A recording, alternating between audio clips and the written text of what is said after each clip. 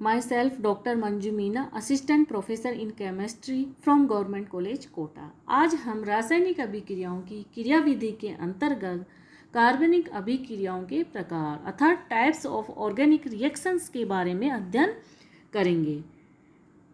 जैसे कि हम जानते हैं कि कार्बनिक रसायन विज्ञान में किसी अभिक्रिया के संपन्न होने में या क्रियाकारक से उत्पाद बनने में 4 प्रकार के परिवर्तन हो सकते हैं। अतः इसी आधार पर कार्बनिक अभिक्रियाएं 4 प्रकार की होती है।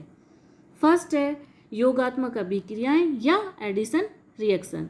जब क्रियाकारक अणु में से किसी परमाणु का ना तो निष्कासन हो और ना ही कोई परमाणु उसके अंदर साथ जुड़ जाए, अर्थात उस परमाणु का उसमें योग हो जाए या एडिशन हो जाए, इस प्रकार की अभिक्रियाओं को हम योगात्मक अभिक्रियाएं या एडिशन रिएक्शन कहते हैं।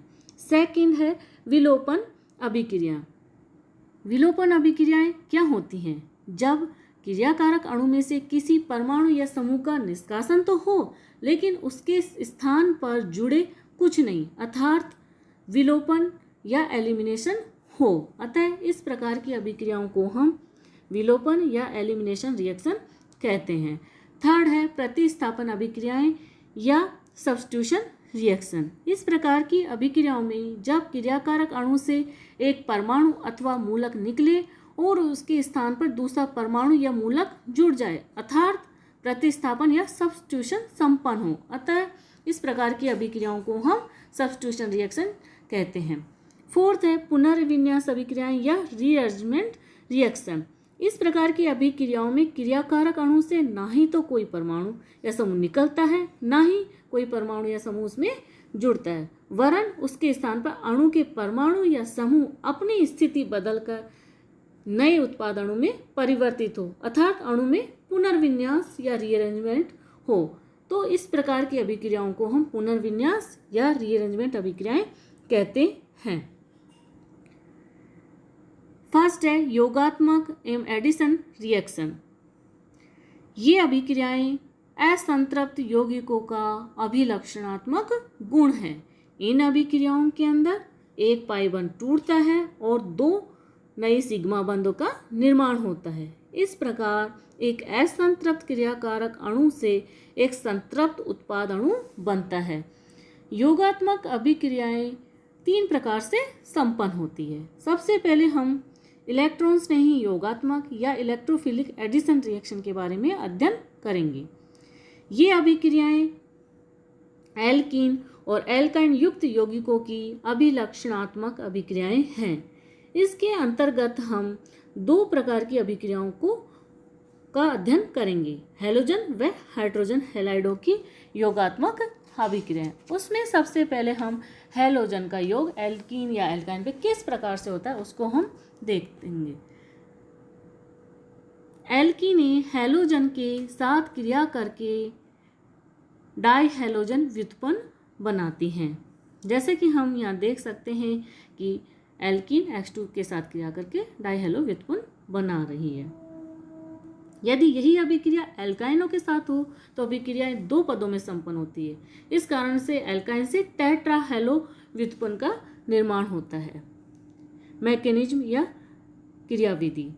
सर्वप्रथम असंतृप्त हाइड्रोकार्बन अणु के पाई इलेक्ट्रॉन की तरफ हैलोजन अणु आकर्षित होता है और इस आकर्षण बल से एक पाई संकुल का निर्माण होता है, जिससे हैलोजन अणु में ध्रुवणता आ जाती है। एक हैलोजन परमाणु पर आंशिक रूप से धनावेश आ जाता है तो दूसरे परमाणु पर आंशिक रूप से ऋणावेश आ जाता है। ध्रुवित हैलोजन अणु से एक हैलाइड आयन निकल जाता है और एक चक्रीय सिग्मा संकुल का निर्माण होता है। इस सिग्मा संकुल के एक कार्बन परमाणु के साथ हैलाइड आयन जुड़ता है और एक ट्रांस योगात्पाद का निर्माण होता है। एथिलीन व ब्रोमीन के साथ अभिक्रिया को हम यहाँ निम्न प्रकार से दर्शा सकते हैं। सेकंड है हाइड्रोजन हैलाइड का योग। जब एल्कीनों को हाइड्रोजन हैलाइड के अर्थात हाइड्रोजन क्लोराइड, हाइड्रोजन ब्रोमाइड या आयोडाइड के साथ अभिक्रिया करवाई जाती है तो एल्किल हैलाइड बनते हैं। इसकी क्रियाविधि निम्न प्रकार से संपन्न होती है कि एल्किन जब HX से क्रिया करती है तो कार्बोकैटायन बनती है और कार्बोकैटायन तीव्रता से सेकंड स्टेप में एल्किल हैलाइड का निर्माण कर लेता है। हम जानते हैं कि यदि एल्किन सममित है तब तो कार्बन कार्बन द्विबंध के किसी भी तरफ हाइड्रोजन परमाणु जुड़े और किसी भी तरफ हैलोजन परमाणु जुड़े उत्पाद एक ही बनेगा। जैसा कि हमने एथीन व 2-ब्यूटीन पर यदि हम HI का योग करवाएं तो क्रमशः एथिल आयोडाइड या 2-आइडोब्यूटेन बनेंगे। लेकिन यदि असममित एल्कीन पर हाइड्रोजन हैलाइड का योग करवाया जाए तो दो प्रकार के उत्पाद बनने की संभावना हो जाती है। इसी कारण से असममित एल्कीनों में हाइड्रोजन परमाणु कौन से कार्बन परमाणु से जुड़े, इस संबंध में मार्कोनिकोफ ने एक नियम दिया था। इस नियम के अनुसार जब हाइड्रोजन हैलाइड का किसी असममित एल्कीन पर योग होता है तो उसका ऋण विद्युतीय भाग उस कार्बन परमाणु के साथ जुड़ता है जिस पर जुड़े हुए हाइड्रोजन परमाणु की संख्या कम हो। जैसे कि हम इन निम्न उदाहरणों से इसको समझ सकते हैं। 1-ब्यूटीन, यहाँ पर HI का यदि क्रिया जाए तो 2-आइडोब्यूटेन बनता है। इसी प्रकार एसिटिलीन से क्रिया करवाई जाए HBr की तो सर्वप्रथम वाइनिल ब्रोमाइड बनेगा।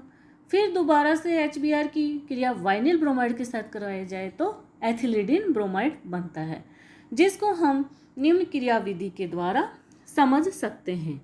प्रोपीन, ये नंबर 1, ये नंबर 2 कार्बन, ये नंबर 3 कार्बन। प्रोपीन में C1 कार्बन पे 2 हाइड्रोजन परमाणु जुड़े हैं जबकि C2 पर केवल 1 हाइड्रोजन परमाणु जुड़ा हुआ है। यदि अब इसकी क्रिया HBr के साथ करवाई जाए तो हाइड्रोजन परमाणु C1 कार्बन पर जुड़ेगा और एक द्वितीय कार्बोकैटायन बनाएगा जो कि स्थायी होता है और ब्रोमीन अणु अधिक ऋण विद्युतीय है जो कि आसानी से द्वितीय कार्बोकैटायन से जुड़ जाएगा और 2-ब्रोमोप्रोपेन का निर्माण करता है। Thank you.